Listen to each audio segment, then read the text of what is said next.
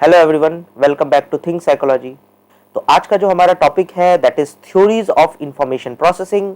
This is also the topic of unit 2। तो unit 2 का ही हम कंटिन्यूएशन कर रहे हैं, राइट। आई थिंक ये फोर्थ वीडियो है यूनिट 2 से रिलेटेड, राइट, जहाँ पे हम थ्योरीज ऑफ इंफॉर्मेशन प्रोसेसिंग देख रहे हैं। ठीक है, अगर आप यूनिट 2 को स्टार्टिंग से देखना चाहते हैं और उसको अच्छे से समझना चाहते हैं कि इंफॉर्मेशन प्रोसेसिंग कैसे कैसे होती है, राइट, मेमोरी क्या है और उन सारी चीज़ों के बारे में, तो आप हमारे प्रीवियस वीडियोस जरूर देखिए। ओके, तो इस टॉपिक में हम लोग क्या देखेंगे, हम लोग डिफरेंट थ्योरीज को पढ़ेंगे, इंफॉर्मेशन प्रोसेसिंग के अलग अलग एस्पेक्ट्स पढ़ेंगे, राइट। जैसे कि एक थ्योरी है जो ब्लूम्स ने दी थी, राइट, जिसको हम ब्लूम्स टैक्सोनॉमी बोलते हैं, जिसका आप सामने फोटो भी देख रहे हैं। ठीक है, एक थ्योरी स्टैनबर्ग की है जो ट्रायर की इंटेलिजेंस थ्योरीज है, राइट, वो भी काफ़ी इंपॉर्टेंट है और उसको भी हम लोग थोड़ा डिटेल में पढ़ेंगे। तो चलिए आज का ये टॉपिक स्टार्ट करते हैं, right, theories of information processing. तो यहाँ पे जो हम सबसे पहला टॉपिक देख रहे हैं which is designing instructions that incorporate best practices for information processing. देखिए, स्कूल्स में या एजुकेशन इंस्टीट्यूशंस में, राइट, डिफरेंट डिफरेंट स्टूडेंट्स होते हैं और उनको समझने का तरीका, राइट, उनके अंदर जो इंफॉर्मेशन प्रोसेस करने के स्किल्स है वो भी डिफरेंट होते हैं।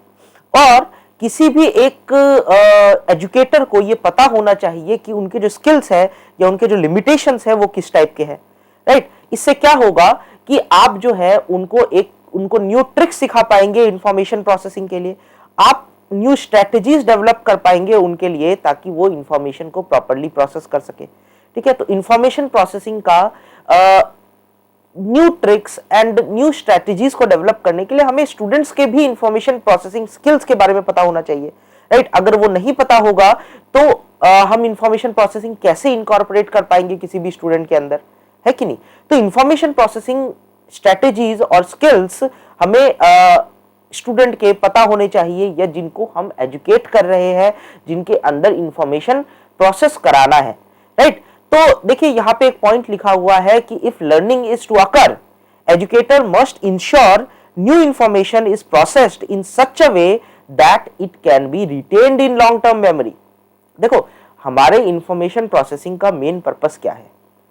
यही तो है ना कि वो जो है लॉन्ग टर्म मेमोरी में सस्टेन हो सके और फिर जब आपको उस मेमोरी की जरूरत है या जब आपको उसकी रिक्वायरमेंट है तो आप उसको वापस रिटेन कर सको, राइट। तो ये तभी हो पाएगा जब इंफॉर्मेशन जो है अच्छे से प्रोसेस हुई हो, एक प्रॉपर वेल स्ट्रक्चर्ड वे में इंफॉर्मेशन प्रोसेस हुई हो, राइट। अदरवाइज लर्निंग नहीं हो पाएगी। तो आप अगर चाहते हो कि किसी भी स्टूडेंट के अंदर लर्निंग हो तो इंफॉर्मेशन प्रोसेसिंग बेटर होनी चाहिए ताकि वो इंफॉर्मेशन जो है it should be retained in long term memory, it can be retained in long term memory, right. तो ये कैसे अचीव किया जा सकता है? In order to achieve this elaboration and connections must occur between previous learning, memory and new information. ठीक है, मतलब जो प्रीवियस लर्निंग मेमोरी है और जो न्यू इंफॉर्मेशन है इनके बीच में एक कनेक्शन डेवलप होना चाहिए। अगर आप चाहते हो कि ये लॉन्ग टर्म तक सस्टेन रह पाए, आप चाहते हो कि ये अब आपके लॉन्ग टर्म मेमोरी में सस्टेन रह सके इंफॉर्मेशन, ठीक है, आप किसी चीज को लंबे समय तक याद कर सको, तो आपको क्या करना पड़ेगा? ये हम बहुत पहले से डिस्कस करते हुए आ रहे हैं कि आपको जो है उस मेमोरी, जो इनिशियल मेमोरी है, उसको प्रीवियस मेमोरी के साथ एसोसिएट करना पड़ेगा, तभी आप उस इंफॉर्मेशन को लॉन्ग टर्म मेमोरी में सस्टेन करके रख सकोगे। अदरवाइज वो इंफॉर्मेशन जो है, वो इंफॉर्मेशन तो आएगा, आपके माइंड में रहेगा और वो फिर निकल जाएगा, राइट। आप किसी का एग्जाम्पल ले सकते हो, जैसे मैं आपको अगर 10 नंबर अभी बताऊं, राइट, जैसे कि 9909565432, राइट। अब ये मैंने 10 नंबर आपको बताया। अब इसमें मैं आपको कहूं कि ये 10 नंबर को आप अभी याद रखो, किसी को याद नहीं होगा कि मैंने क्या नंबर बताया है, राइट। ये कैसे याद होगा? जब आप उसको प्रीवियसली एसोसिएटेड मेमोरी के साथ अटैच कर सकोगे। ओके, फर्स्ट ऑफ ऑल ये मेरा मोबाइल नंबर नहीं है, मत ट्राई करने लग जाना, ठीक है। सो आप इसको प्रीवियसली एसोसिएटेड मेमोरी के साथ अटैच कर सको। तो वो कैसे होगा? जब आप इस इंफॉर्मेशन का कोई मीनिंग निकालोगे, राइट, जिसके बारे में आपको पहले से कुछ पता है, राइट। तो इस तरीके से हम इंफॉर्मेशन को लॉन्ग टर्म मेमोरी में सस्टेन कर सकते हैं। देखिए, it has been established that more deeply information is processed and more connections that can be made between new information and the existing memory structure, more information will be retained in long term memory. क्या बोल रहा है ये बोल रहा है कि आप अगर जो प्रीवियस मेमोरी है उसके साथ आप न्यू इंफॉर्मेशन को एसोसिएट कर दो, ठीक है, जो या आप जिस इंफॉर्मेशन को याद कर रहे हो, ठीक है, उसको आप डीपली प्रोसेस कर सकते हो या उसके लिए उसके कुछ कनेक्शंस डेवलप कर सकते हो प्रीवियस इंफॉर्मेशन से, यानी एग्जिस्टिंग मेमोरी स्ट्रक्चर से, तो क्या होगा, more information will be retained in long term memory. ज्यादा से ज्यादा इंफॉर्मेशन आप लॉन्ग टर्म मेमोरी में रिटेन कर सकोगे, राइट। ये ट्राइड एंड टेस्टेड फॉर्मूला है। अगर आप चाहते हो कि कोई चीज याद रख सको, किसी चीज को आप लंबे समय तक याद रखो, तो ये टेक्निक आप बेस्ट फॉलो कर सकते हो, ठीक है। मतलब जो एग्जिस्टिंग मेमोरी है उसको प्रीवियस मेमोरी के साथ एसोसिएट कराओ, ठीक है।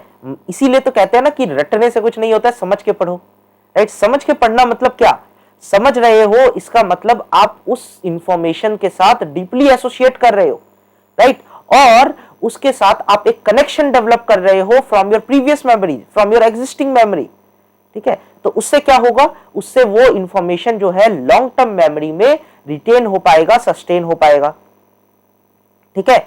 Therefore in order to make new material meaningful, instructions must be presented in such a way that student can easily access and connect previous learning and experiences with new material, right। यानी अगर आप चाहते हो कि learning जो है वो meaningful बने, है ना, कोई एजुकेशन, किसी एजुकेशन का कोई मतलब हो, ठीक है, लर्निंग वो याद रख सके, उसको यूज कर सके वो लॉन्ग टर्म तक, तो तब वो तभी हो पाएगा जब आप इंस्ट्रक्शंस को इस तरीके से प्रेजेंट करो कि वो इजीली एक्सेस हो सके, मतलब समझ में आए, है ना। जैसे मैं अभी आपको बता रहा हूं, मेरे को नहीं लगता कि मैं इतना कुछ डिफिकल्ट वे में इसको बताने की कोशिश कर रहा हूं। इससे सिंपल क्या हो सकता है, राइट। मैं आपको फोटोज दिखा रहा हूं, एग्जांपल्स दे रहा हूं, इससे सिंपल क्या हो सकता है ना। तो मैं जितना सिंपल तरीके से आप उसको समझाओगे, वो जितना एक्सेसिबल होगा, इंफॉर्मेशन जितनी एक्सेसिबल होगी, उतने ही कनेक्शंस वो पर्सन प्रीवियस इंफॉर्मेशन के साथ, प्रीवियस नॉलेजेस के साथ, प्रीवियस एक्सपीरियंसेस के साथ बना पाएगा। और जब ये कनेक्शंस बन जाते हैं तो इंफॉर्मेशन लॉन्ग टर्म मेमोरी में रिटेन होकर रह सकेगी, ठीक है। तो हमारा मेन गोल क्या है, मेन पर्पस क्या है, to create a best connection between the existing memory and the new information which is being given, ठीक है। तो आपको ये कॉन्सेप्ट समझ में आ गया होगा, राइट। इंफॉर्मेशन ज्यादा समय तक तभी रिटेन हो सकते हैं जब न्यू इंफॉर्मेशन को प्रीवियस इंफॉर्मेशन के साथ एसोसिएट कर सको। अब आप बोलोगे कि इसको हम बेस्ट तरीके से कैसे कर सकते हैं, क्या इसका कोई ट्रिक है, क्या इसके कुछ तरीके हैं, राइट। तो बिल्कुल है, इसीलिए तो हम ये टॉपिक पढ़ रहे हैं, राइट। इस टॉपिक में दो थ्योरीज ऐसी डेवलप्ड है, दो थ्योरीज इसको डिफरेंट वे में समझाती है और आपको तरीके बताती है कि आप कैसे इसको कर सकते हो, ओके। तो सबसे पहले हम लोग स्टार्ट करेंगे विथ ब्लूम्स टेक्सोनॉमी, ठीक है। और ब्लूम्स थ्योरी, ब्लूम ने क्या बोला था, कॉग्निटिव डेवलपमेंट और इंफॉर्मेशन प्रोसेसिंग को कैसे इजी बनाया जा सकता है। तो जो हमारा टॉपिक है which is blooms taxonomy of cognitive development, okay. तो आप देख सकते हो this is Benjamin Bloom, right. और इनका ये पूरा मॉडल है जहां पे आप देख सकते हो रिमेंबर से शुरू होता है, understand, apply, analyse, evaluate and create, ठीक है। ये टोटल स्टेजेस है जिस फॉर्म में ब्लूम्स ने इसको एक्सप्लेन किया था। इसको हम थोड़ा सा और डिटेल में समझते हैं, लेकिन इसको समझने से पहले मैं आपको एक चीज बताना चाहता हूं कि ब्लूम टेक्सोनॉमी जो है ये बहुत इंपॉर्टेंट टेक्सोनॉमी है और बहुत इंपॉर्टेंट थ्योरी है। आई थिंक जितने भी एजुकेशन इंस्टीट्यूशंस हैं, अगर किसी ने इसमें लाइक बीएड वगैरह किया हो, डीएलएड किया हो, बीएलएड किया हो, जितने भी कोर्सेज होते हैं ये एजुकेशन को लेके, राइट, वहां पे ये टेक्सोनॉमी जरूर समझाई जाती है, राइट। क्यों ऐसा, क्योंकि ये बेस्ट टेक्निक है जिसको फॉलो करके आप किसी बच्चे के अंदर या किसी सिबलिंग के अंदर या किसी प्यूपिल के अंदर आप इंफॉर्मेशंस को इनकॉर्पोरेट कर सकते हो, ठीक है। क्या कहा जाता है, it is said one of the most often cited reference to level of elaboration for instructional purpose is the taxonomy of the cognitive development cognitive domain developed by Bloom and his colleagues.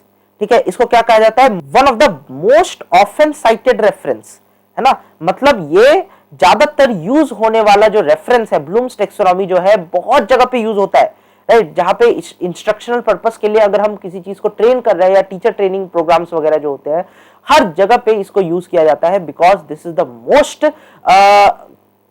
Tested and tried technique, right, जो बहुत हद तक आप कह सकते हो कि working है और फंक्शनल है। आप भी अपने बुक में, ठीक है, या हम लोग जो कि बुक पढ़ रहे हैं वहां पे आप ऑब्जेक्टिव्स देखते हो, राइट, उस ऑब्जेक्टिव्स में जो 3-4 ऑब्जेक्टिव्स लिखे हुए हैं, ठीक है, उसको आप अगर ध्यान से देखो तो उसमें कुछ वर्ड्स यूज किए जाते हैं, और वो वर्ड्स जो है इसी ब्लूम्स टेक्सोनॉमी से लिए गए हैं। कैसे, मैं आपको अभी आपको वो सिंपली वो समझाऊंगा और आपको प्रत्यक्ष दिखाने की कोशिश करूंगा। ठीक है, तो सबसे पहले ब्लूम्स टेक्सोनॉमी कहता क्या है, तो ब्लूम जो थे वो प्रपोज करते हैं, Bloom proposed that information processing can be classified in 6 levels. Information processing जो है 6 लेवल्स में क्लासिफाई की जा सकती है। ये मल्टी स्टेज थ्योरी है, ठीक है, तो इसको 6 लेवल्स में उन्होंने डिवाइड किया और बोला कि हर लेवल जो है वो एक से पहले वाले से और ज्यादा कॉम्प्लेक्स है। ठीक है, मतलब ये जो आप यहाँ पे 6 लेवल्स देख रहे हो, ठीक है, इसमें जो प्रीवियस लेवल, ये फर्स्ट लेवल है, सेकंड लेवल है, सेकंड लेवल प्रीवियस लेवल से और ज्यादा कॉम्प्लेक्स है, और थर्ड लेवल उससे प्रीवियस लेवल से और कॉम्प्लेक्स है। ठीक है, तो जैसे जैसे आप ऊपर जाते जाओगे कॉम्प्लेक्सिटी लेवल इंक्रीज होता जाएगा। ओके, तो क्या है ये लेवल्स और कैसे इसको हम समझ सकते हैं, तो इसको थोड़ा सा देखते हैं। जैसे कि देखिए, फर्स्ट लेवल जो है is label as knowing, right, and simply requires a learner to repeat back what was heard और सीन।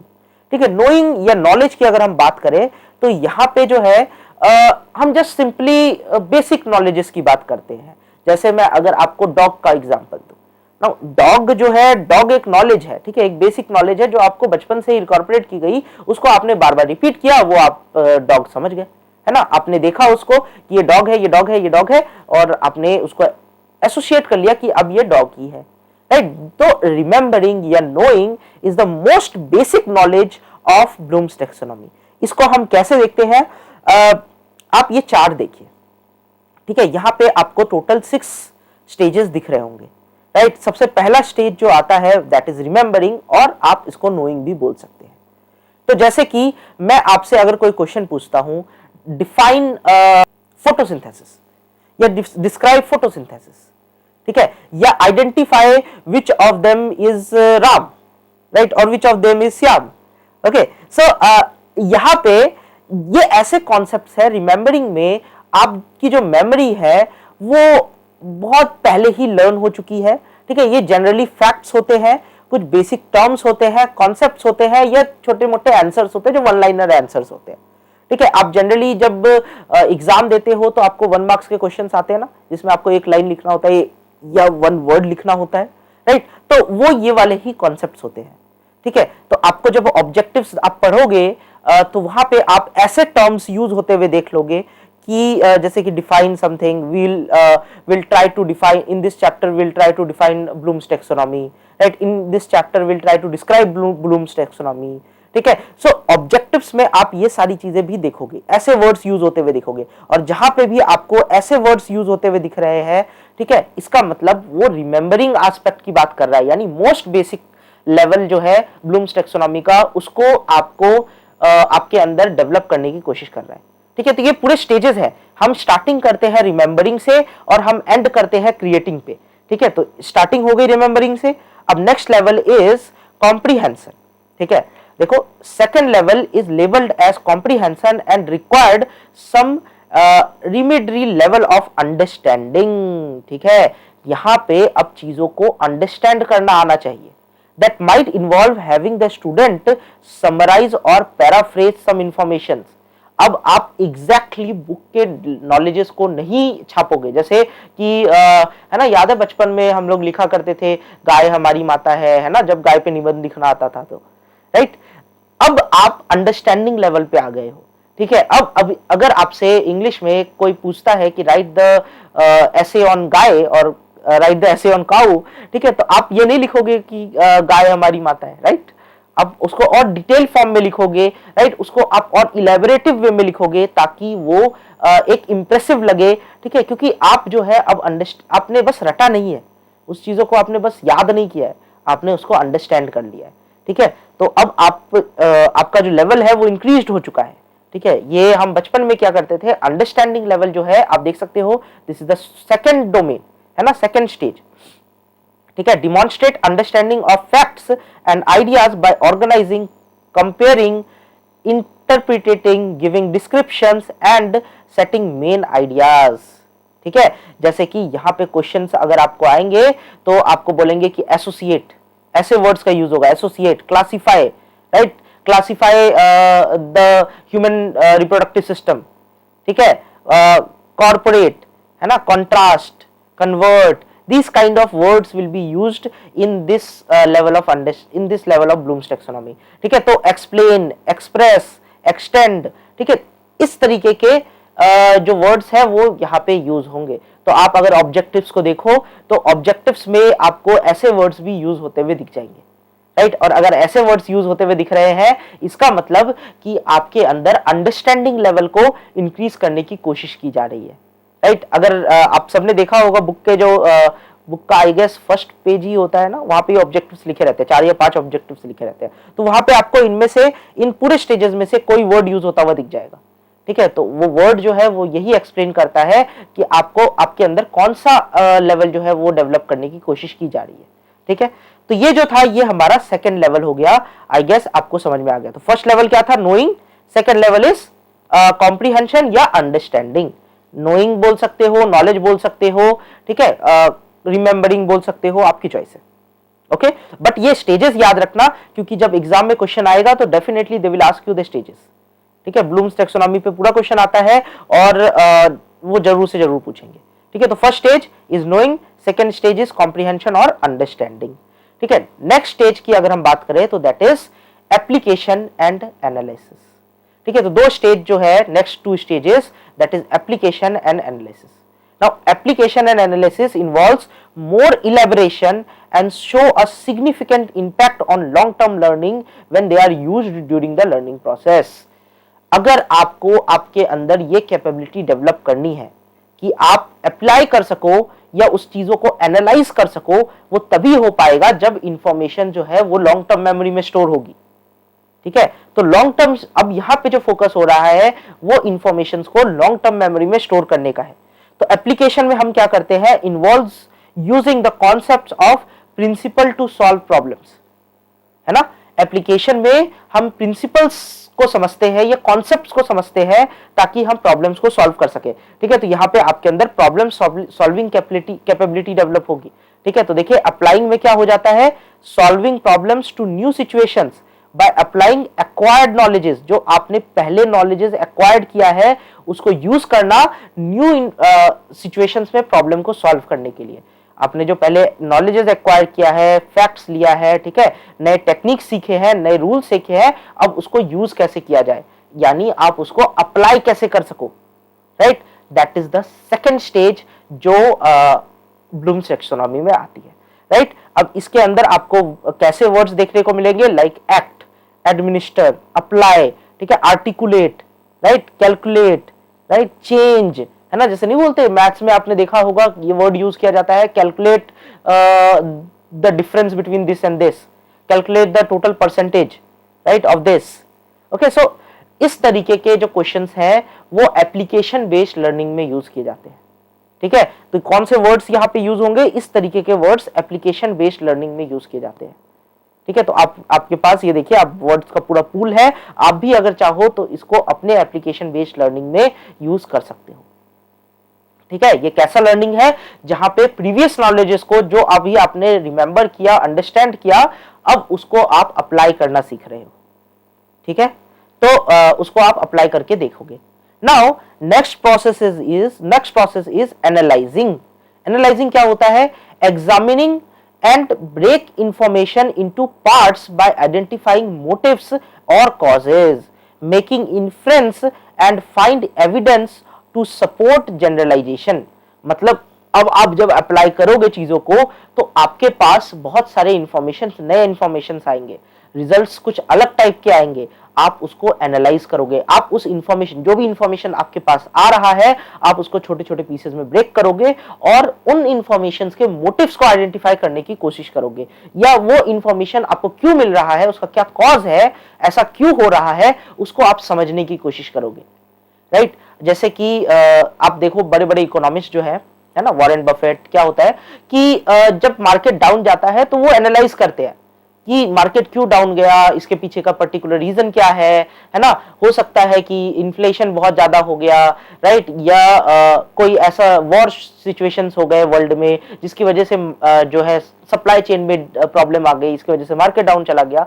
तो ये सारे जो प्रोसेसेस है, इसको हम क्या बोलते हैं, ये एनालाइजिंग है, ये एप्लीकेशन से एक स्टेप ऊपर है, ठीक है। अभी आप नॉलेज को अप्लाई नहीं कर रहे हो, इसको एनालाइज कर रहे हो, ठीक है। तो यहाँ पे हम कैसे वर्ड्स को यूज करते हैं, जैसे कि एडवर्टाइज, एनालाइज, अप्रेज, ठीक है, कैलकुलेट, ठीक है, कैटेगराइज, है ना, क्लासिफाई, ठीक है। तो इस तरीके के वर्ड्स को हम एनालाइजिंग में यूज करते हैं जब हम किसी चीज को एनालाइज कर रहे होते हैं, ठीक है।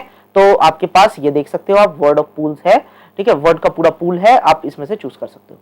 Okay, so this is your analysing purpose, analysing concept, ठीक है। तो ये कौन सा स्टेज हो गया था, ये हमारा हो गया fourth stage, right, which is analysing. Analysing क्या है, involving understanding the relationship among the parts and how they are organised into the whole, ठीक है। पूरे होल में कैसे वो ऑर्गेनाइज होता है और उसका क्या रिलेशनशिप है आपस में इंफॉर्मेशंस का, उसको समझना, ठीक है, और उसको एक समराइज वे में उसको कंक्लूड करना, दैट इज एनालाइजिंग, ठीक है। आपके अंदर कॉन्सेप्ट्स को डेवलप करने का पर्पस है यहाँ पे। लॉन्ग टर्म मेमोरी में तो इंफॉर्मेशन चली गई है, अब कॉन्सेप्ट्स को जो है डेवलप करना है, आपके अंदर कॉन्सेप्ट्स डेवलप होंगे, आप प्रॉब्लम सॉल्विंग सिचुएशंस में, प्रॉब्लमेटिक सिचुएशंस में इन टेक्निक्स को यूज कर सकोगे। ओके, तो दैट इज द डिफरेंस। अब हमने देख लिया analysing, which was the fourth process, ठीक है। अब नेक्स्ट हम चलते हैं लास्ट के दो processes, which is synthesis and evaluation. Okay, so analysing के बाद आई गेस सीधा इवैल्यूएशन एंड क्रिएटिंग आता है, ठीक है। यहाँ पे सिंथेसिस एंड इवैल्यूएशन है, तो इसको भी हम उसी फॉर्म में समझ लेते हैं, ठीक है। तो सिंथेसिस क्या है, synthesis involves putting the parts और components together in original matter, ठीक है। तो ओरिजिनल मैटर में जो कंपोनेंट्स हैं, जो पार्ट्स हैं, उनको हम एक ओरिजिनल मैटर में पुट करें, ठीक है। उसको एक प्रॉपर मतलब जैसे इंफॉर्मेशन आपको मिल रही है, ठीक है, डिफरेंट डिफरेंट फॉर्म में इंफॉर्मेशन मिल रही है, राइट, चंक्स में इंफॉर्मेशन मिल रही है। अब आप उसको एक प्रॉपर पैटर्न में, एक प्रॉपर ऑर्गेनाइज्ड वे में आप इंफॉर्मेशन को रखोगे, ठीक है, ताकि वो लॉन्ग टर्म मेमोरी तक, लॉन्ग टर्म तक सस्टेन हो सके, ठीक है, और उसको जब रिटेन करना हो तो आप वापस रिटेन भी कर सको, राइट। तो दैट इज सिंथेसिस, है ना, मतलब इंफॉर्मेशन को हम प्रॉपरली सिंथेसाइज कर देंगे और एक कॉन्सेप्ट बन जाएगा वो आपके माइंड में, है ना। Next concept is, next stage is evaluation. Evaluation is the process of making judgement based on comparison to standard, ठीक है। तो यहां पे हम क्या करते हैं, यहां पे हम जजमेंट बेसिस पे हम किसी चीज को जज कर रहे होते हैं, इवैल्यूएट करते हैं, ठीक है। इवैल्यूएशन जो है, this is a very great concept, है ना। आप देखो कि आपने किसी पर्सन को देखा, राइट, वो जो है रोड पे नाचता हुआ जा रहा है ना, आप उसके बिहेवियर से, उसके फेशियल एक्सप्रेशन से, उसके अपीयरेंस से आप उसको जज करोगे, इवैल्यूएट करोगे कि वो पर्सन जो है ट्रस्टेबल है या नहीं है, वो पर्सन जो है उसके साथ इंटरेक्ट करना चाहिए, नहीं करना चाहिए, यानी सिंपली आप कह सकते हो यहाँ पे जजिंग, राइट। इवैल्यूएशन में हम इवैल्यूएट करते हैं, तो इवैल्यूएशन क्या है, present and defend options by making judgment about information, validity of ideas और quality of work based on set of criterias। अलग अलग क्राइटेरिया के बेसिस पे हम जज करेंगे उसको, ठीक, और अपने ऑप्शंस को डिफेंड करेंगे, राइट। यहां पे आपके पास डिफरेंट टाइप्स ऑफ वर्ड्स दिख रहे हैं, जैसे कि अपीयरेंस, आर्ग्यू, एसेस, है ना, चूज, ठीक है। तो इस तरीके के वर्ड्स हम कब यूज करते हैं, जब हम किसी चीज को इवैल्यूएट करना चाहते हैं, ठीक है। मतलब आपने जो कुछ भी एनालाइज किया, अब उसको आपका उसके बाद का जो पर्पस है वो है इवैल्यूएशन, है ना। अब आप उसको इवैल्यूएट करोगे, ठीक है, तो आई गेस आपको ये समझ में आ रहा होगा। लास्ट प्रोसेस कई बार हमने जैसे वहां पे सिंथेसाइसिस पढ़ा, बहुत जगह पे इसको क्रिएटिंग भी कहा जाता है। ठीक है, तो लास्ट प्रोसेस में आप क्या करते हो, आप जितना भी आपने ये पूरा स्टेजेस आपने कवर किया है, अब आप एक न्यू कॉन्सेप्ट को क्रिएट करोगे, है ना। इंफॉर्मेशन जो आपने बनाए हैं, अब उसमें आप न्यू थ्योरीज बनाओगे, ठीक है, न्यू हाइपोथेसिस डेवलप करोगे, ठीक है, आप एक न्यू पैटर्न्स उसके अंदर प्रपोज करोगे। मतलब this is the most highest level जहां पे आप चीजों को खुद से डेवलप करना सीख जाओगे। ठीक है, याद है जैसे कि किसी एक इंजीनियरिंग पर्सन को देखो, राइट, स्टार्टिंग उसने इंजीनियरिंग पढ़ते हुए की, राइट, सब कुछ सीखा, मशीन के बारे में सीखा, अंडरस्टैंड किया, अप्लाई किया, एनालाइज किया, इवेल्युएट किया, और लास्ट में उसने एक खुद न्यू मशीन डेवलप किया, राइट, है ना, कुछ नई चीज डेवलप कर दी। ठीक है, तो दैट इज क्रिएटिंग। क्रिएटिंग जो होता है वो लास्ट स्टेज होता है जब आप खुद से नई चीजें ट्राई करना सीखने लग जाओगे। जैसे कि आप अभी साइकोलॉजी पढ़ रहे हो, राइट, यानी आप जो है रिमेंबरिंग, अंडरस्टैंडिंग, अप्लाइंग, एनालाइजिंग और इवेल्युएटिंग तक पहुंचे हो, है ना। जब आप लोगों की थेरेपी करना सीख जाओगे, ठीक है, जब आप लोगों की काउंसलिंग करने लगोगे, ठीक है, इसका मतलब आप जो है अब क्रिएटिंग फेज में आ गए हो, है ना, अब आप क्रिएट करने लग गए हो। ठीक है, तो देयर इज अ डिफरेंस, है ना। ये तो ब्लूम्स ने क्या किया, ब्लूम्स ने इन सारे स्टेजेस में इंफॉर्मेशन प्रोसेसिंग को डिवाइड कर दिया, यानी आप stage by stage information processing को एडवांस लेवल तक ले जा सकते हो। ठीक है, अगर हम हर स्टेप को प्रॉपर्ली फॉलो करें तो इंफॉर्मेशन जो है वो बिल्कुल लॉन्ग टर्म तक आप ले जा सकोगे और फिर आप क्रिएटिंग लेवल तक पहुंच पाओगे। क्रिएटिंग लेवल जो है वो इसका लास्ट स्टेज है। ठीक है, इसके बाद इंफॉर्मेशन मतलब आप फिर एक्सपर्ट हो चुके हो उसमें, है ना। अब आपको और किसी चीज की जरूरत नहीं है, आप न्यू इंफॉर्मेशन को खुद डेवलप करने लग जाओगे। ओके, सो ये पूरा प्रोसेस ब्लूम्स टैक्सोनॉमी के अंडर आता है। ठीक है, ये सारे स्टेजेस जो अभी हमने देखे, this is the Bloom taxonomy stages. ठीक है, ब्लूम्स टैक्सोनॉमी, और इसको ब्लूम ने डिस्कवर किया था। कब डिस्कवर किया था, वन सेकेंड, सॉरी, यस, ये जो है हाँ,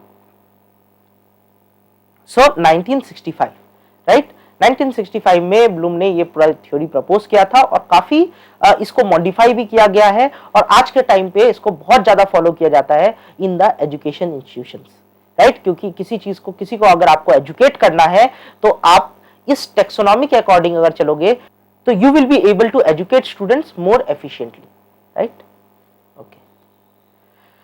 okay, so Bloom's taxonomy I guess आपको क्लियर हो गया। नेक्स्ट थ्योरी जो है हमारी, that is Sternberg's information processing approach. Now Sternberg ने इंफॉर्मेशन प्रोसेसिंग को कैसे देखा और इनका क्या अप्रोच था, इसको भी थोड़ा सा समझते हैं, बिकॉज स्टैनबर्ग की थ्योरी भी बहुत फॉलो की जाती है, and this is also a very important theory, जिसको अलग अलग इंस्टीट्यूशंस में अलग अलग स्टेजेस पे फॉलो किया जाता है। ओके, तो क्या थी ये थ्योरी, इसको कैसे एक्सप्लेन किया स्टैनबर्ग ने, इसको थोड़ा समझते हैं। Sternberg's theory suggest that development is skill based and continuous rather than staged and discontinuous, as stage theory believes. Okay, and his focus is on intelligence. Okay, तो स्टैनबर्ग जो थे वो ब्लूम्स टैक्सोनॉमी से टोटली डिफरेंटली सोचते थे। उनका ये मानना था कि जो थ्योरीज होती है ना वो स्किल बेस्ड है। ठीक है, आप जो ये डेवलपमेंट होता है, ठीक है, इंफॉर्मेशन प्रोसेसिंग डेवलपमेंट जो है वो स्किल बेस्ड है। ठीक है, वो स्किल्स पे डिपेंड करता है, आप कैसे स्किल्स को डेवलप कर रहे हो आपके अंदर। ठीक है, वो स्टेज बेस्ड और डिसकंटिन्यूअस नहीं है, वो कंटिन्यूअस है। ठीक है, तो स्टैनबर्ग मानते थे कि जो लर्निंग है या इंफॉर्मेशन प्रोसेसिंग है या डेवलपमेंट है वो स्किल बेस्ड और कंटिन्यूअस है। ठीक है, वो इस तरीके से स्टेज वाइज नहीं है, इस तरीके से डिसकंटिन्यूअस नहीं है। ठीक है, कि जो है मल्टीपल स्टेजेस में हम उसको पढ़ रहे हैं, है ना, और एक स्टेज कंप्लीट होगा तो दूसरा स्टेज, नहीं तो पहले ही हम लोग थर्ड स्टेज में पहुंच जाते हैं, फिर उसके बाद सेकंड स्टेज हम लोग उसमें कवर कर रहे हैं। तो मतलब इतना कैओटिक नहीं है इंफॉर्मेशन प्रोसेसिंग। ठीक है, डेवलपमेंट इतना कैओटिक नहीं है, ये सिंपल है, स्किल बेस्ड है। ठीक है, और ये कंटिन्यूअस है। जैसे जैसे आप स्किल सीखते जाओगे, आप जो है new information, new intelligence develop करते जाओगे। तो इनका जो फोकस था, इनकी थ्योरी का जो फोकस था, वो सारा फोकस उन्होंने इंटेलिजेंस पे किया। ठीक है, तो इनकी जो ट्रायआर्की मॉडल है, ठीक है, उसके बारे में हम लोग पढ़ेंगे इस टॉपिक के अंदर। तो चलिए शुरू करते हैं Sternberg's information processing approach. Okay, so let's start. Okay, तो इनका क्या मानना था, ये मानते थे कि जो इंटेलिजेंस है, ठीक है, ये इनका इंटेलिजेंस को लेके सेपरेट आइडिया था। ठीक है, ये मानते थे कि इंटेलिजेंस जो है स्टेज थ्योरी से डिफरेंट है। ठीक है, इन्होंने स्टेज थ्योरी को टोटली रिजेक्ट कर दिया था। ब्लूम्स की जो ये स्टेज थ्योरी थी, इन्होंने उसको टोटली रिजेक्ट कर दिया था। ठीक है, देखिए, his focus on intelligence separate his idea from stage theory because it rejects the idea of incremental strategies. ठीक है, ये जो है इंक्रीमेंटल स्ट्रेटेजीज को रिजेक्ट करता है स्टेज थ्योरी। ठीक है, यहाँ पे जो था, यहाँ पे स्टैंडबर्ग जो थे, स्टैंडबर्ग ये मानते थे कि जो हम लर्न करते हैं, या इंफॉर्मेशन प्रोसेसिंग होती है, ठीक है, यह जो डेवलपमेंट होता है, ये पूरे लाइफ में बराबर तरीके से होता है। ठीक है, और ऐसा कोई डिफरेंट स्टेजेस नहीं है इसके डेवलपमेंट के लिए। ठीक है, हम एक्सपर्टीज जैसे जैसे गेन करते जाते हैं, हमारे अंदर जैसे जैसे डेवलपमेंट होता जाता है, हम न्यू इंफॉर्मेशन को डेवलप करने की कैपेबिलिटी हमारे अंदर आने लग जाती है। वो सब कुछ डिपेंड करता है हमारे एक्सपर्टीज पे कि हम एक्सपर्टीज कैसे लेते हैं और हम प्रॉब्लम को कैसे सॉल्व करते हैं। इनका जो सारा फोकस था, इन्होंने बोला था कि जो हमारा इंटेलिजेंस है वो प्रॉब्लम सॉल्विंग बेस्ड है। ठीक है, तो जैसे जैसे प्रॉब्लम आती है उसके अकॉर्डिंग हम सॉल्यूशंस ढूंढते हैं। ठीक है, तो उसके बारे में हम लोग पढ़ेंगे अभी आगे थोड़ा। ठीक है, थोड़ा सा बस इसका एक इंट्रोडक्टरी हम समझ लेते हैं कि Sternberg's model does not differentiate between child and adult learning. ये एक चीज आपको समझने की बहुत जरूरत है कि स्टैंडबर्ग का जो मॉडल था ना, वो चाइल्ड और एडल्ट लर्निंग में डिफरेंशिएट नहीं करता था। जैसे कि ब्लूम्स टेक्सोनॉमी जो है वो कहता था कि अंडरस्टैंडिंग नॉलेज जो है ये बेसिक चाइल्ड लेवल की लर्निंग होती है, लेकिन स्टैंडबर्ग ऐसा मानते थे कि अगर आपके अंदर एक्सपर्टीज है तो आप किसी भी लेवल की लर्निंग कर सकते हो। ठीक है, आप इवन क्रिएशन तक भी पहुंच सकते हो। ठीक है, सो ऐसा कुछ नहीं था कि यहाँ पे स्टेज थ्योरी या स्टेज के कॉन्सेप्ट्स थे। उन्होंने बोला कि जैसे जैसे आप एक्सपर्टीज गेन करते जाओगे, जैसे जैसे आपके सामने प्रॉब्लम्स आएगी और जैसे जैसे आप उन प्रॉब्लम्स को सॉल्व करोगे, आप उस न्यू नॉलेजेस को गेन करते जाओगे। राइट, और जो नॉलेजेस को गेन करोगे आप उसी को यूज करोगे फिर आगे प्रॉब्लम्स को सॉल्व करने के लिए। काफी हद तक सही है, हम भी वही करते हैं। राइट, हमारे सामने कोई प्रॉब्लम आता है, हम अपने प्रीवियस नॉलेज से उसको सॉल्व करने की कोशिश करते हैं, और जब हम उसको सॉल्व करते हैं तो हमें न्यू नॉलेज मिलता है। राइट, तो इनका जो मेन कॉन्सेप्ट था या मेन अंडरस्टैंडिंग था वो इंटेलिजेंस बेस्ड लर्निंग के ऊपर था। इनका फोकस ज्यादा उसी के ऊपर था। ठीक है, तो इन्होंने क्या बोला, इन्होंने कॉन्सेप्ट दिया ट्रायआर्किक थ्योरी। ठीक है, इंटेलिजेंस को इन्होंने 3 कंपोनेंट्स में डिवाइड कर दिया, 3 सब थ्योरीज में डिवाइड कर दिया। ओके, सबसे पहली सब थ्योरी थी कंपोनेंशियल सब थ्योरी, जहां पे जो है इन्होंने 3 कंपोनेंट्स डेवलप किए, जैसे कि Meta component, performance component and knowledge acquisition components. ठीक है, अभी हमारा फोकस इसी को स्टडी करने में रहेगा। एक्सपीरियंशियल थ्योरी और कॉन्टेक्चुअल सब थ्योरी जो है ये हम आगे कंटिन्यू करेंगे। इसको हम और डिटेल में देखेंगे जब हम ट्रायआर्किक थ्योरी पढ़ेंगे स्टैंडबर्ग की, या जब हम इंटेलिजेंस थ्योरीज पढ़ेंगे ना, जो डिफरेंट साइंटिस्ट थे और उनकी इंटेलिजेंस थ्योरीज थी, जब हम वो पढ़ेंगे तो हम इसको और डिटेल में देखेंगे। बट सबसे पहले हमें अभी फोकस करना है, हमें बेसिक समझना है, क्योंकि ये इंट्रोडक्टरी बुक है। Right, this is the first block, है ना। सेकंड, थर्ड और फोर्थ ब्लॉक में इसको और डिटेल में समझाया गया है। ठीक है, तो इनका जो मानना था कि देखिए, ये बोलते थे development changes as a result of feedback, यानी आपको जैसे फीडबैक मिलता है आपका डेवलपमेंट होता है। सेल्फ मॉनिटरिंग, आप जैसे खुद को मॉनिटर करते हो उस तरीके से आपका डेवलपमेंट होता है। और ऑटोमाइजेशन, मतलब आप एक्शंस क्या लेते हो, है ना, आप खुद से क्या एक्शंस लेते हो, क्या इनिशिएटिव लेते हो, उससे आपका डेवलपमेंट इफेक्ट होगा। ठीक है, तो in this theory intelligence is comprised by of 3 kinds of information processing components. ठीक है, 3 kinds of information processing components में उन्होंने इंटेलिजेंस को डिवाइड कर दिया। कौन कौन से कंपोनेंट्स थे? Meta components, performance components and knowledge acquisition components. तो एक एक करके इन तीनों को थोड़ा अंडरस्टैंड करते हैं, क्या थे ये कंपोनेंट्स, है ना, और इनसे क्या कहना चाहते थे स्टैंडबर्ग। तो सबसे पहले देखिए, ये जो तीनों कंपोनेंट्स थे ये आपस में एक दूसरे के साथ मिलके फैसिलिटेट करते हैं। ऐसा नहीं है इन्होंने आप सोच रहे होगे अच्छा इन्होंने भी तो स्टेज अपना ही बना दिया ना, कोई स्टेज नहीं है, ये सारे आपस में इंटरलिंक्ड है और सभी एक साथ मिलके काम करते हैं। ठीक है, यहाँ पे कोई स्टेज नहीं है। ठीक है, जो 3 आप कंपोनेंट्स देख रहे हो ना, 3 कंपोनेंट स्टेजेस नहीं है। ठीक है, ये सारे इंटरलिंक्ड है और आपस में एक दूसरे के साथ काम करते हैं। जैसे जैसे लर्निंग होती है, जैसे जैसे कॉग्निटिव डेवलपमेंट होता जाता है, इसी के साथ जैसे जैसे आप इन तीनों चीजों को करते जाते हो, आपका इंटेलिजेंस जब इन तीनों चीजों को प्रॉपर्ली परफॉर्म कर पाता है। तो सबसे पहले हम देखते हैं मेटा कंपोनेंट्स। मेटा कंपोनेंट्स क्या है? Meta components are executive in nature. ठीक है, ये एग्जीक्यूटिव है। They guide the planning and decision making in reference to problem solving situations. जैसे मान लीजिए आपके सामने कोई खतरनाक सिचुएशन आ जाती है, जो आपका मेटा कंपोनेंट होगा वो प्लानिंग करना शुरू कर देगा और वो डिसीजन मेकिंग जो है, डिसीजन क्या डिसीजन लिया जाए उसके ऊपर वर्क करना शुरू कर देगा। ठीक है, तो ये प्रॉब्लम सॉल्विंग सिचुएशन जैसे ही आएगी, जैसे मान लीजिए आपके सामने शेर आ जाता है, आपका माइंड तुरंत, आपका जो मेटा कंपोनेंट है वो तुरंत जो है वर्क में लग जाएगा और वो प्लानिंग और डिसीजन मेकिंग रेफरेंसेस में जुड़ जाएगा।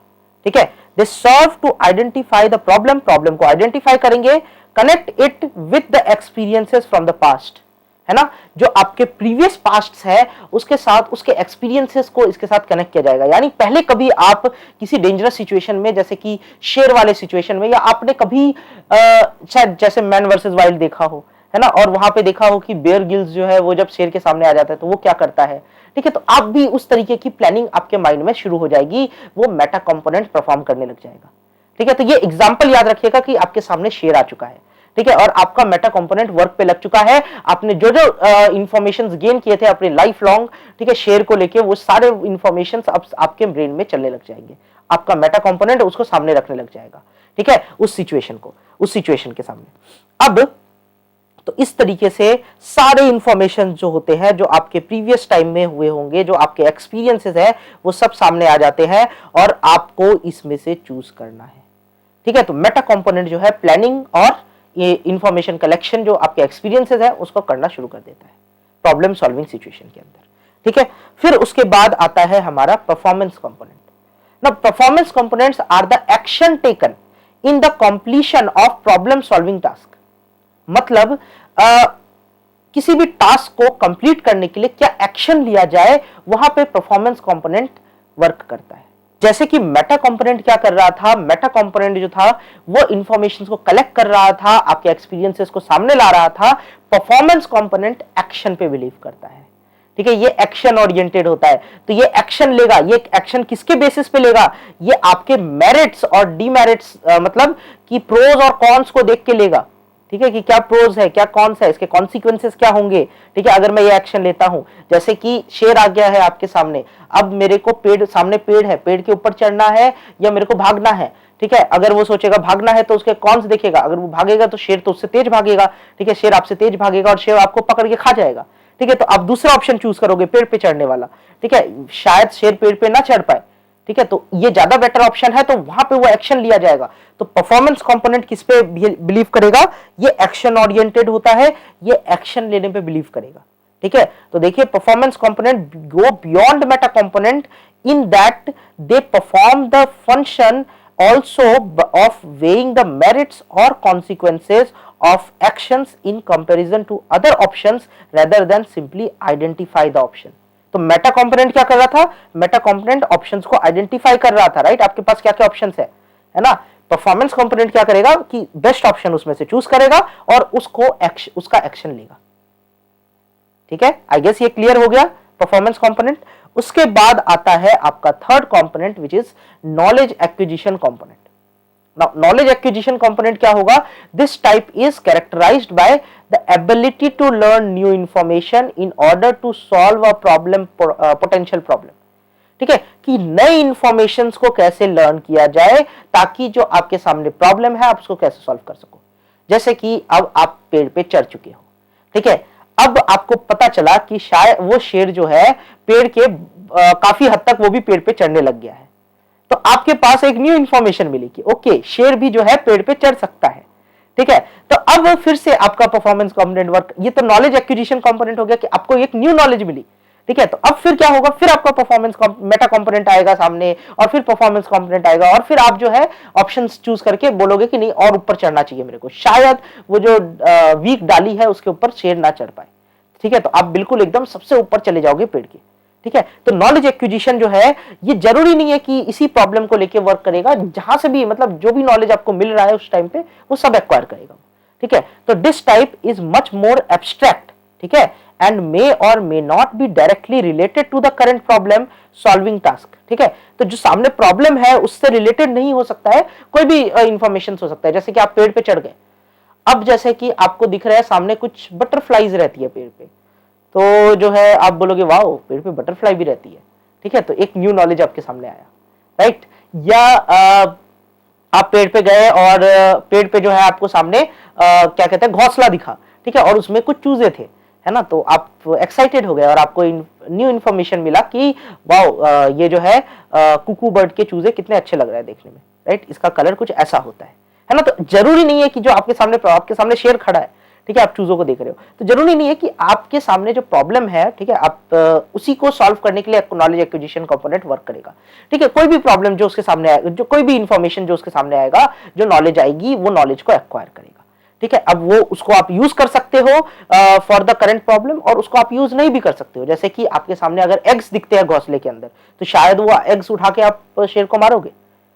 आपके पास ऑप्शन है कि आप उन एग्स को नहीं भी मार सकते, तो that is totally your choice, right. तो आपको ये तीन कंपोनेंट समझ में आ गए होंगे किस तरीके से जो हमारा इंटेलिजेंस है वो एक्सपीरियंस बेस्ड है, वो प्रॉब्लम सॉल्विंग बेस्ड है ना। जो प्रॉब्लमेटिक सिचुएशंस आती है उसके अकॉर्डिंग आप प्रॉब्लम सॉल्व करते हो, और वहां पे नॉलेज एक्विजिशन जो है आपके प्रॉब्लम सॉल्व होने के बाद भी या सॉल्व होने से पहले भी नॉलेज एक्विजिशन हो रहा होता है। जैसे कि अब आपने शेर को भगा दिया, ठीक है, शेर चला गया, शायद आपने उसके ऊपर अंडा फेंक के मारा, ठीक है, शेर चला गया, ठीक है। तो अब आपको एक न्यू नॉलेज मिला कि जो है शेर को अगर भगाना है तो पेड़ पे चढ़ जाओ और पेड़ पे जो अंडे रखे हैं उसको मारो, राइट, ठीक है। तो that is a new knowledge, है ना, न्यू नॉलेज आपने एक्वायर किया। तो ये कुछ कंपोनेंट्स थे जो स्टैनबर्ग ने दिए। ओके, स्टैनबर्ग का एक और फोकस था, उन्होंने सोशियो कल्चरल कॉन्टेक्स्ट के बारे में भी बोला। Sternberg's theory adds the components of feedback to theories of cognitive development. This suggests that an individual's social interaction has some impact on cognitive development. ये कहते हैं कि यहाँ पे एक और कंपोनेंट आता है which is a component of feedback. Now feedback कैसे वर्क करता है, जैसे कि आपका जो कल्चर है, ठीक है, या आप जिस सोसाइटी में रहते हो वो भी आपके कॉग्निटिव डेवलपमेंट में वर्क करता है, उसका भी इन्फ्लुएंस होता है, ठीक है, आपके कॉग्निटिव डेवलपमेंट के अंदर, ठीक है। आपके सोसाइटी का, आपके सोशल इंटरेक्शंस का, आप लोगों से जब इंटरेक्ट करते हो तो उससे भी आपका कॉग्निटिव डेवलपमेंट होता है।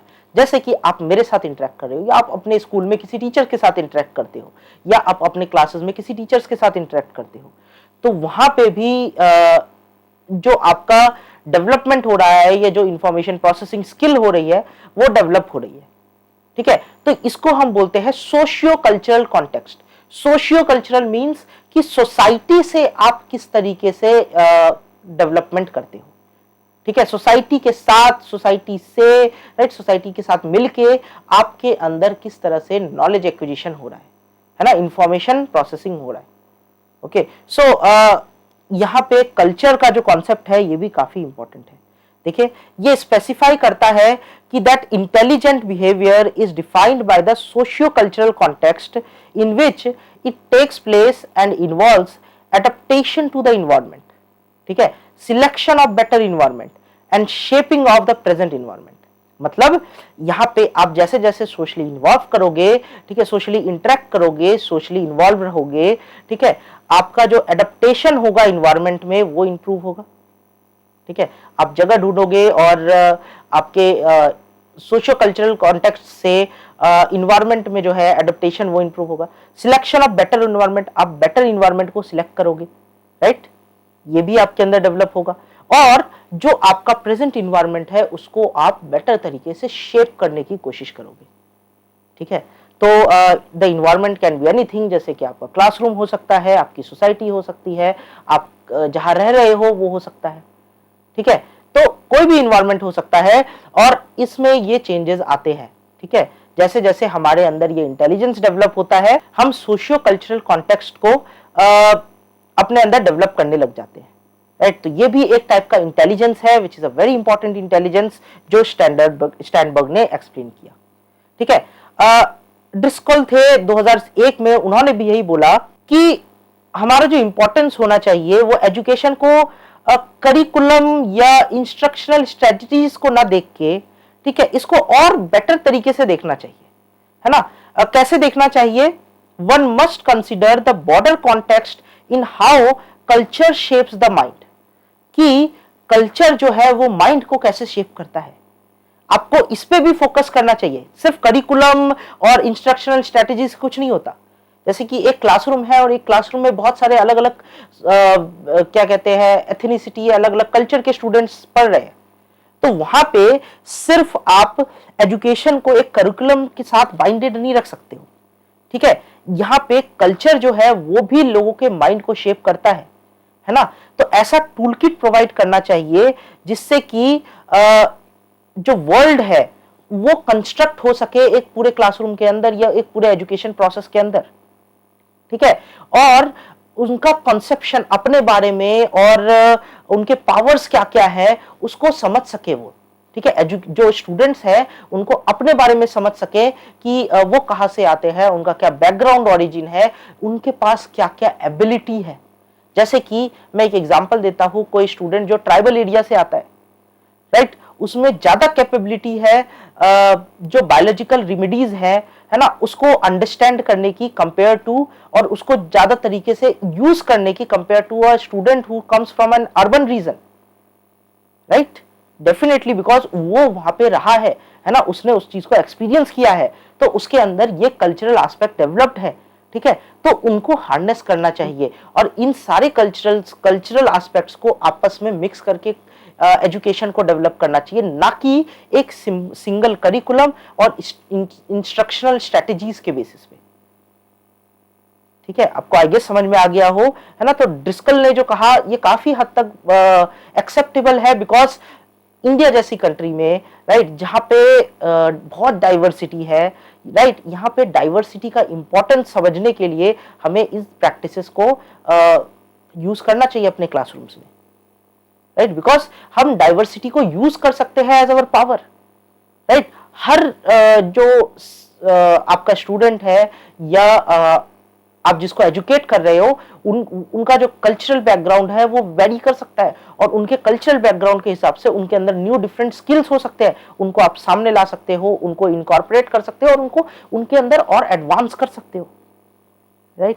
तो काफी इंपॉर्टेंट थ्योरीज थी जो स्टैनबर्ग ने बोली, राइट। आई गेस आपको ये समझ में आ गया होगा, ये दोनों थ्योरीज इंफॉर्मेशन प्रोसेसिंग इन बिल्डिंग पे वर्क करती है, ठीक है, कि कैसे आप चाहे ब्लूम्स टैक्सोनॉमी लो या चाहे स्टैनबर्ग्स की थ्योरी ले लो या ड्रिस्कल की थ्योरी ले लो, मतलब इनका जो मेन फोकस है वो इंफॉर्मेशन कैपेबिलिटी बिल्ड करना ही है स्टूडेंट्स के अंदर, राइट, जो आपसे एजुकेट हो रहे हैं उनके अंदर।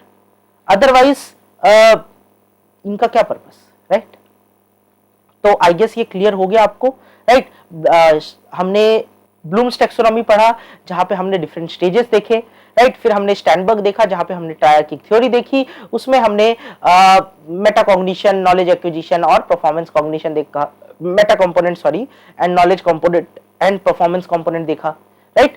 तो और फिर अभी हमने डिस्कस की ये हमने थ्योरी देखी जहां पे हम सोशियो कल्चरल कॉन्टेक्स्ट की बात कर रहे हैं, राइट। तो ये सारे जो है ये सारे थ्योरीज का मेन फोकस यही है कि आप किसी के अंदर इंफॉर्मेशन प्रोसेसिंग कैपेबिलिटी कैसे डेवलप कर सकते हो, वो स्किल्स उनके अंदर कैसे डेवलप कर सकते हो ताकि वो इंफॉर्मेशन को और अच्छे तरीके से और बेटर तरीके से लॉन्ग टर्म मेमोरी में सस्टेन रिटेन कर सके, राइट। ओके, आई गेस ये क्लियर हो गया है। अगर आपको कोई डाउट है इस टॉपिक को लेके, ठीक है, तो आप कमेंट सेक्शन में जरूर पूछिए, राइट। हमने यूनिट 3 जो है वो कंप्लीट कर लिया है, आई एम सॉरी, हमने यूनिट 2 जो है वो कंप्लीट कर लिया है, अब इसमें और कुछ बचा नहीं है, राइट। अब हम लोग नेक्स्ट वीडियो में यूनिट 3 से स्टार्ट करेंगे, राइट। तो कोई भी आपको अगर इस यूनिट को लेके या इस टॉपिक को लेके डाउट है तो do ask me in the comment section, and if you like the video do subscribe and like the channel, so it will motivate me, है ना, कि मैं और वीडियोस बना सकूं। Thank you very much.